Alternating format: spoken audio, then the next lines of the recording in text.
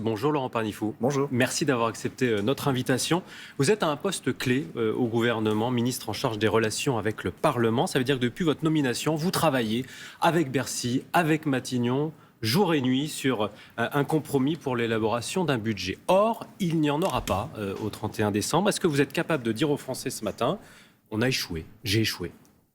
Écoutez, je ne sais pas si on peut appeler ça un échec. Nous avons déjà réussi à obtenir un budget pour la sécurité C'est pas un sociale. échec, mais vous n'avez pas réussi. C'était quand même une étape importante, conscient qu'il y avait une difficulté supplémentaire pour obtenir celui de l'État. Au cours de la fameuse commission mixte paritaire, les parlementaires, sénateurs et députés n'ont pas pu se mettre d'accord. Et oui, nous avons donc besoin d'un temps supplémentaire, donc quelques jours, pour faire en sorte que nous puissions avoir ce budget pour l'État. Mais je veux rappeler que la commission mixte paritaire pour le budget de la sécurité sociale avait déjà elle-même échoué. Et en deuxième lecture, nous avions pu obtenir un vote sur le budget de la sécurité sociale. Donc, Quelques jours ou quelques mois, Laurent Parnifou? quelques jours. À gauche, par exemple, disent on n'y arrivera pas dans les temps impartis. Si, nous devons y arriver. La France doit avoir un budget au plus vite. Ça n'a pas été possible dans le temps qu'a donné la Constitution. Les parlementaires n'ont pas pu se mettre d'accord. Le gouvernement crée toutes les conditions possibles pour que nous ayons un budget le plus vite possible. Encore une fois, dans la commission mixte paritaire, il n'y a pas le Parlement, il n'y a pas le gouvernement, pardon. Ce ne sont que les parlementaires qui doivent se mettre d'accord. Le gouvernement prend ses responsabilités. La loi spéciale sera adoptée ce soir pour se donner quelques jours supplémentaires. Vous êtes confiant, c'est une formalité? La loi spéciale doit être une formalité. En revanche, l'obtention du budget, il y a encore un très gros travail à fournir et nous avons déjà commencé hier avec le Premier ministre. Alors, la loi spéciale, c'est ce que vous appelez le service minimum, c'est-à-dire que c'est pour, que les téléspectateurs comprennent bien, pour lever l'impôt, pour payer les fonctionnaires, mais ça ne va pas beaucoup plus loin. Vous dites là, le gouvernement va reprendre un peu la main, va mettre du carburant dans la machine. Quelles sont vos marges de manœuvre lorsque vous allez reprendre les discussions dans pas cette commission, mais dans le Parlement? Écoutez, nous avons déjà commencé hier, avant-hier, c'est-à-dire à remettre autour de la table les acteurs, les responsables politiques Et ensuite, qui sur le souhaitent fond, trouver une solution. Sur le fond, pour dire les choses très concrètement, notre pays est en déficit, chacun le sait. Nous avons, à l'issue des travaux du Sénat, un texte qui est à 5,3% de déficit pour nos comptes publics. C'est beaucoup trop. L'objectif partagé c'était de gauche et de droite 4,7 au début, sur la le copie projet initiale du gouvernement, avec une capacité à discuter pour trouver un compromis et monter jusqu'à 5% de déficit, qui est la cible partagée par les responsables politiques, qu'ils soient de gauche ou de droite. Nous sommes à 5,3% à ce stade, ça veut dire 9 milliards d'écart entre le texte qui est sorti du Sénat et la cible partagée de toutes et tous. Donc, sur ces 9 milliards, nous remettons autour de la table toutes les forces politiques qui cherchent une solution. Je ne vous parle pas bien sûr de celles et ceux qui souhaitent une situation plutôt chaotique ou l'inconnu, mais il y en a beaucoup, à gauche, à droite, au centre, qui veulent trouver une solution. Et sur ces 9 milliards, il y a plein de façons différentes, finalement, de faire Alors des justement, efforts. mission 9 milliards donc à trouver pour passer de 5,3% à 5% de déficit. Quid de la surtaxe, par exemple, sur les bénéfices des grandes entreprises? 4 milliards de rendement au départ, 6 milliards à la sortie de l'Assemblée, 0 au Sénat. Oui, c'est un très bon exemple et j'irai même au-delà.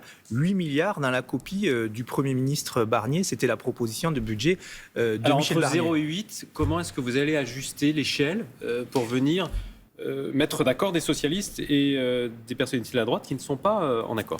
Parce que je crois qu'il y a une volonté partagée, un constat partagé, c'est que les plus fortunés d'entre nous, parfois, peuvent avoir un niveau de fiscalité qui est différent. La courbe s'écrase sur vraiment les plus fortunés d'entre nous. Et il y a un consensus sur le fait qu'on doit aussi convoquer ces gens-là pour participer à l'effort collectif, qui est la baisse de la dépense publique. C'est quoi la bonne gradation aujourd'hui? Cet outil en est un. Le gouvernement avait proposé 4 milliards. C'est-à-dire la moitié de ce qu'avait proposé le gouvernement Barnier. Il y a eu un amendement à 6 milliards et le Sénat, finalement, a tout ramené à zéro. On voit bien qu'il y a là-dessus. Je vous parlais de la cible des 9 milliards au début. Sur cette seule mesure, nous sommes de 0 à 8 milliards. Donc, votre objectif, là, ce matin, parce que vous dites qu'il faut avancer. Le gouvernement dit qu'il n'y a pas une minute à perdre. C'est quoi votre objectif sur cette taxe? Le gouvernement reviendra probablement sur un montant autour de 4 milliards, entre 4 et 6 milliards. Mais encore une fois, le gouvernement ne fait que proposer. Ce sont les parlementaires qui doivent trancher ce sujet, comme nous l'avons fait sur le PLFSS. Le gouvernement n'est pas là pour imposer les choses. Le gouvernement est là pour créer les conditions d'un accord de compromis entre parlementaires eux-mêmes. Alors, ça reprend quand exactement? Le 5 janvier? C'est la semaine du 5 janvier. Immédiatement, nous reprendrons... alors, le 5 exactement, le 6, je ne sais pas, mais en tout cas, dès la semaine du 5 janvier, en commission, à l'Assemblée nationale, les députés vont devoir retravailler sur une nouvelle lecture du budget de l'État. Mais ce travail de compromis ne va pas attendre le 5 janvier. C'est pour ça qu'hier, avec le Premier ministre, la ministre des Comptes publics et le ministre de l'Économie et des Finances, nous avons reçu un certain nombre de forces politiques pour commencer ce travail de compromis. La gauche accuse la droite de ne pas faire de compromis. C'est ce que disait Olivier Faure à la sortie de Matignon. Et la droite doit accuser la chose d'à peu près la même chose. C'est normal. Ce sont des difficultés assez classiques dans le cadre du départ d'une nouvelle recherche de compromis. Nous avons vécu ces situations sur le PLFSS. Les uns et les autres sont dans des positions assez classiques. Ils défendent leur position, c'est normal, mais nous devons faire en sorte qu'à la fin... C'est encore possible, c'est encore votable. Oui, bien sûr que c'est possible. Et nous devons, dans les quelques jours, dans les quelques semaines maximum qui nous séparent de la fin du mois de janvier, obtenir ce budget. Et si les parlementaires n'y arrivaient pas, est-ce que vous prendriez vos responsabilités avec un 49-3 ? On a Bruno Retailleau, Gérard Larcher, François Hollande, Elisabeth Borne, le Modem également qui le réclame. Oui, beaucoup de responsables politiques le disent en off ou même parfois en on, un 49-3. Mais moi, je vous réponds, un 49-3 sur quoi ? Sur quel texte ? Et c'est bien ça le plus important. Le 49-3, c'est un Sénat outil. Avec les corrections que vous pourriez faire. Écoutez, il n'y a que trois chemins. Ou le vote par les parlementaires, ou le 49-3 en engageant la responsabilité du gouvernement, ça les Françaises et les Français commencent à connaître, ou les ordonnances qui seraient complètement inédites. Vous dites le 49-3, c'est impossible ? Je ne dis pas que c'est impossible, je vous dis juste que celles et ceux qui demandent le 49-3 ne disent jamais sur quel texte nous nous fondons. Donc on ne pourra pas économiser ce travail qui est celui du compromis et de la construction d'un texte. Un texte qui sera ou voté, ou passer en 49-3 ou par ordonnance. Mais si vous voulez, l'objectif, c'est le vote du Parlement. On nous a dit avant le PLFSS que c'était impossible. À la fin, il y a eu un PLFSS voté. Nous redémarrons avec la même volonté. Vous avez lâché sur la réforme des retraites, là vous avez beaucoup moins de grains à moudre. C'est pour ça que c'est plus difficile, je suis d'accord avec vous.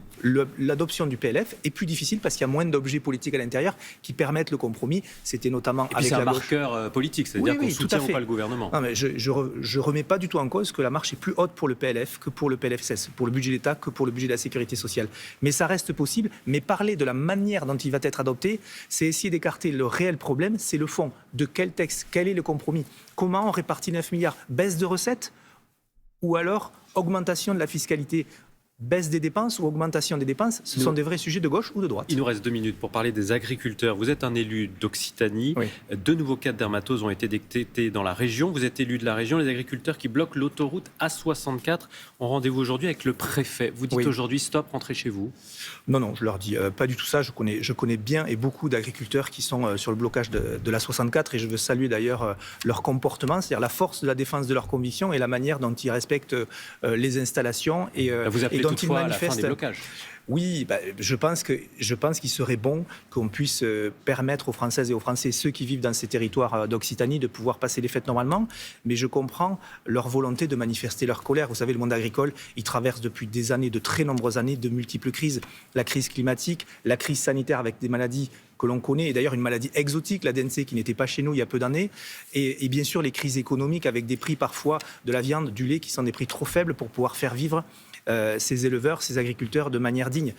Je pense que l'agriculture française, du fonds avec la loi spéciale, par ailleurs. Non, alors les éleveurs qui ont subi les abattages auront les subventions prévues versées.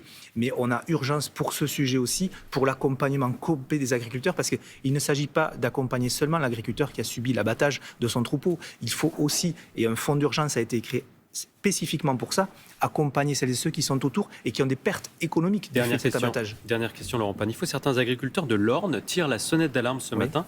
Certaines carcasses de bovins contaminés ont dû être transportées de l'Occitanie vers la Normandie pour être détruites. Ils s'inquiètent d'une éventuelle contamination de leur cheptel. Est-ce qu'il y a un risque ? Écoutez, je peux comprendre qu'on craigne de voir arriver des carcasses qui ont pu être infectées. Elles ne le sont pas forcément toutes.